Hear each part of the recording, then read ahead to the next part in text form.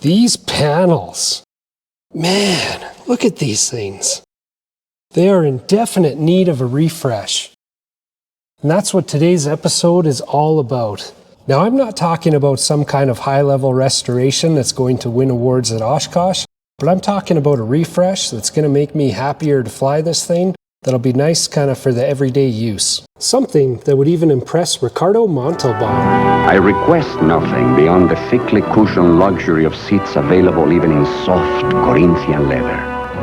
Now the first step is going to be removing all the interior panels. Now there's nothing fancy about taking these panels out. Most of the panels are held together by Phillips screws. These lightweight panels are fragile and easy to break. My mechanic jokes around and says some of these panels are as brittle as 2 potato chips screwed together, and I believe that. Just take your time, see what panels overlap and which ones need to come out first, and you will be just fine. So you can see in the past that somebody has spray painted all these panels with like a cheap silver spray paint, and that was every interior panel like this, along with the poor repairs. Like look at in the corner here, like even just spending another 10 minutes on a job like this would have made a world of difference. So that's what I'm going to correct. Now check this out. This is one of my favorite things about aircraft that spend their life in southern Alberta. Look how corrosion free this sheet metal is. This is all the original skin for the aircraft. So this is 1979 sheet metal you see here. And it's just like it rolled out of the factory. So I've got all the interior panels removed from the aircraft and put in the back of my truck. I'm going to take them home and then get started on the restoration process. So behind me is one of the interior panels I took out of my plane. Now I did a lot of trial and error on various products to remove the paint while experimenting on what might affect the plastic and what just kind of cleanly removes the paint. I'll go through some of these products. Now one of the products that was recommended is Super Clean. A lot of plastic model builders will actually use Super Clean to remove paint from some of the parts that they may be messed up in painting. But what I found is it seems like you have to soak it in Super Clean for like a day or two in order to take the paint off. Now I don't have the means to soak something as large as this interior panel, like in a container full of this stuff. It's not really cost effective. And so I tried various methods of like spraying the part down, maybe leaving cellophane over top to keep that Super Clean moist and let it do its thing. What I found is it took several hours of labor to not really do a whole lot. Next on a recommend, I tried Easy Off Oven Cleaner. Again, very slow, time consuming, didn't really do a whole lot. I tried Nail Polish Remover, which didn't really do anything. Now what I found was the best is actually carburetor cleaner. If I spray it on and you wait a few seconds, you can actually see the paint start to ripple and bubble, at which point you just wipe it off with some Scotch-Brite. Now for the Scotch-Brite, I take these maroon pads and cut them into smaller pieces, and it worked really good to scrub off the panels. Now I'm going to glove up, and I'll set this camera up on a tripod, and you can see how well the carburetor cleaner actually works in this case. Let me just give it a quick spray in the middle here of the panel. As you watch, you can see the carburetor cleaner will start to ripple the paint. And then you just wipe it.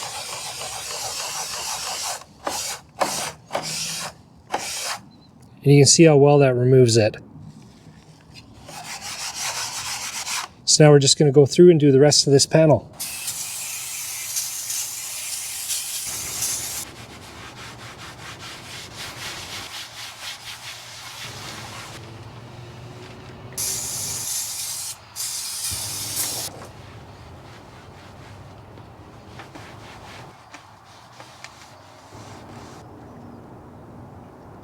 Now the next step is relief drilling the ends of the cracks. I marked where to drill using a Sharpie and then drilled the ends using a small drill bit.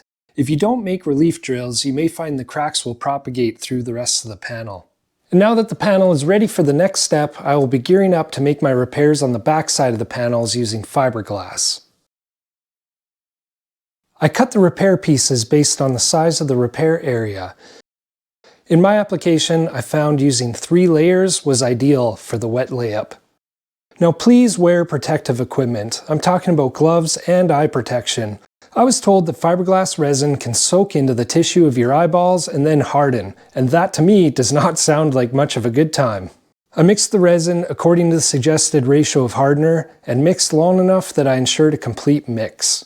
Mix only what you plan to use in the repair. I find that mixing anything larger than that can run the risk of generating enough heat in the chemical reaction that you can actually melt the cup. It's also very wasteful. Also be mindful of how you hold the cup, because your body heat can accelerate how quickly the resin cures. Now, as you do the wet layup of your repair, the clock is ticking. You need to work smoothly and efficiently to get all your repair done before the resin hardens. I like to do a light brush coat of resin on the repair area so that the first layer of fiberglass sticks nicely to it. I find it also helps me to work out the air bubbles. As you brush the resin into the fabric, you'll see the air gets worked out. You can use the ends of the brush to dab the air bubbles out and keep doing so until you can see that it's a nice uniform layer of fabric and resin. Now, one little trick that I found in working with fiberglass, I put 2 layers of latex gloves on. That way, as I'm working through the layup, if I find the fiberglass is getting stuck on my fingertips and my gloves are getting coated in resin, I can peel off that first layer of gloves and I've got another fresh pair of gloves ready to continue so that I can work smoothly and efficiently before that resin cures. Once I was done, I let the panel sit until the whole thing was cured.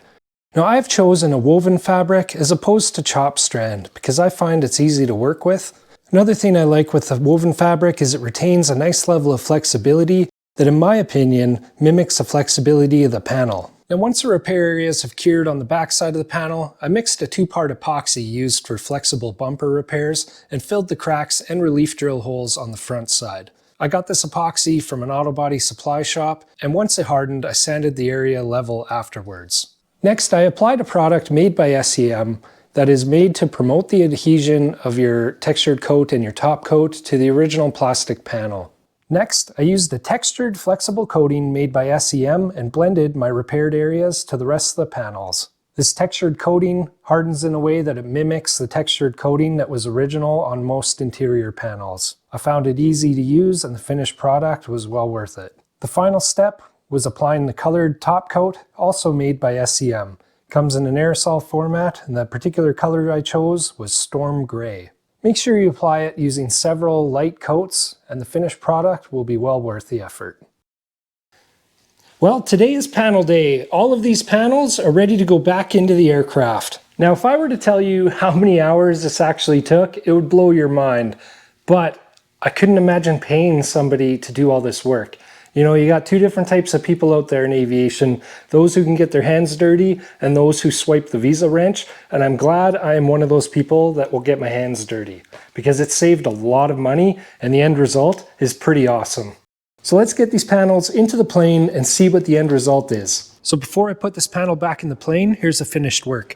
So this area was all cracked and blown out here. So this was where I patched the backside with fiberglass, used the polyurethane filler, sanded it, blended it, used the textured coating, and painted the top coat. So I'd say that looks pretty good. You can't really see where I did the repairs. Now, the install of these panels is the opposite of the removal. Take your time, do not over tighten your hardware, and you will do just fine. I used a different type of hardware than what was originally in my aircraft, and you'll see what I chose later in this video. Well, let's show off what we're working with. The great reveal. So here are my door panels. They've been redone with new armrests. Kick panels were repaired as well. These are all scratched and scuffed up, so they've all been redone. This panel right here had some horrible fiberglass patching that I straightened out. Now it's off to the cargo bay. So these panels were fairly beat up. They've all been refurbished and I think they look great. Look at in the corner here where there was a bunch of kind of mangled up repairs. That's all been smoothed and straightened out. So I put my interior together using oval head screws and their matching washers. What that does is it spreads out the clamping force on these panels so that it'll prevent screw blowouts, holds the panel nicer without forcing cracks. I hope this gives you a good idea on what you could do to freshen up your aircraft interior. You know, in today's day and age, it seems like everything on social media and YouTube has to be epic, has to have unlimited budgets, has to be bigger and better than anything you could ever imagine. But doing something like this, you can make the aircraft nice. You can make it something that you're happy to fly every day. Makes it just nicer to look at for when passengers get in the plane, and it doesn't have to break the bank. So I hope this helps you. Please like this video, subscribe to my channel, and you'll be notified on when the next video comes out. Thanks for watching. See you on the next one.